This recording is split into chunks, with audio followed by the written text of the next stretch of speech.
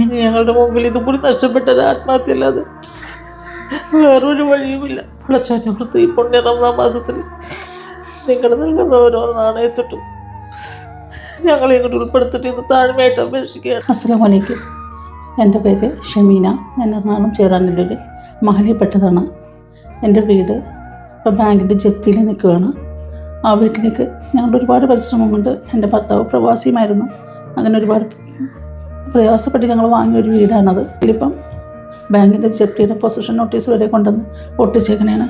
ഞങ്ങൾക്ക് ഈ വീടല്ലാതെ വേറെ സ്വന്തമായിട്ട് ഒരു വസ്തു പോലും ഇല്ലാത്തവരാണ് ഞങ്ങൾ. ഇതും കൂടി നഷ്ടപ്പെട്ട് ഞങ്ങൾ തെരുവിലേക്ക് ഇറങ്ങാൻ മാത്രമേ വഴിയുള്ളൂ.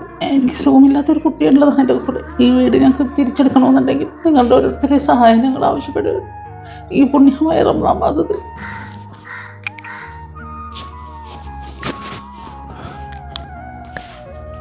ഈ പുണ്യ റമദാൻ മാസത്തിൽ സക്കാത്ത് കൊടുക്കുന്ന നിങ്ങൾ ഓരോരുത്തരും ഞങ്ങളെങ്കിലും എന്തെങ്കിലും തന്ന് സഹായിക്കണമെന്ന് ഒരുപാട് സക്കാത്തുകൾ ചെയ്ത് യൂസുഫ് അലി ഇസ്ലാമെങ്കിലും ഇത് കണ്ട് ഞങ്ങളെ ഒന്ന് കരകയറ്റണമെന്ന് താഴ്മയായിട്ട് അപേക്ഷിക്കുക. ഒരുപാട് പേര് അധ്വാനിച്ചുണ്ടാക്കിയ വീടാണ് ഞങ്ങളിത്. ഇത് കൈവിട്ട് പോകുമ്പോണ്ടാവുന്നത് ഞങ്ങൾക്ക് പറഞ്ഞാൽ പറ്റാത്തൊരു വിധത്തിലുള്ളതാണ്. ഞങ്ങൾക്ക് വേറൊരു വഴിയുമില്ലാത്തതുകൊണ്ടാണ് നിങ്ങളുടെ മുമ്പിലും നിങ്ങളെ യാചിക്കുന്നത്. ബാങ്ക് തന്ന അവധിക്ക് മുമ്പ് ഞങ്ങൾക്ക് പൈസ ബാങ്കിൽ എത്തിക്കണം. എന്തെങ്കിലും ഒരു വഴി സഹായിച്ച് എല്ലാവരും സഹായിക്കണം താഴ്മയായിട്ട് അപേക്ഷിക്കുകയാണ്. പ്രിയമുള്ളവരെ, അസ്സലാമു അലൈക്കും. മുഹമ്മദ് അലി ശാലിയമാണ്. ഞാനിപ്പോൾ ഉള്ളത് എറണാകുളം ചേരാനെല്ലൂർ പഞ്ചായത്തിൽ താമസിക്കുന്ന നവാസ് എന്ന് പറയുന്ന ഈ ഉപ്പയുടെ ഈ കുടുംബത്തിൻ്റെയും ദയനീയമായ ഒരു അവസ്ഥ പൊതുസമൂഹത്തിലേക്ക് എത്തിക്കുവാൻ വേണ്ടിയാണ്. വളരെയധികം സങ്കടത്തോടു കൂടിയാണ് ഈ വീഡിയോ ഞങ്ങൾ സമർപ്പിക്കുന്നത്.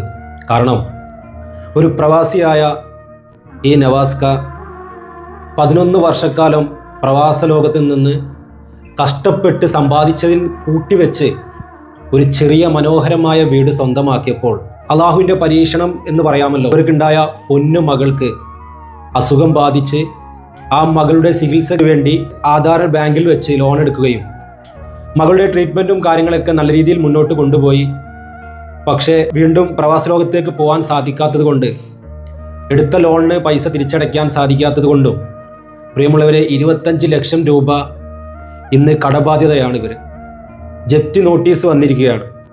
ഈ മനോഹരമായ ഒരു ചെറിയൊരു കൊച്ചു വീട് ഇവരിൽ നിന്ന് ഇന്ന് പടിയിറങ്ങി പോകേണ്ടി വരുമോ എന്നുള്ള ഒരു പ്രയാസത്തിലാണ് ഈ കുടുംബം ഇന്ന് ജീവിച്ചു പോകുന്നത്. നിങ്ങൾക്കായി വീഡിയോ കാണുന്ന നിങ്ങൾ ഓരോരുത്തരും സഹായിക്കണം. നിങ്ങളുടെ സഹായം മാത്രമാണ് ഇവരുടെ പ്രതീക്ഷ. ഒരുപാട് വാതിലുകൾ മുട്ടിയിട്ടുണ്ട്. ഇവർ പ്രയാസങ്ങളും പ്രതിസന്ധികളും കൂടി കടന്നു പോകുന്ന കുടുംബമാണ്. ഇവർ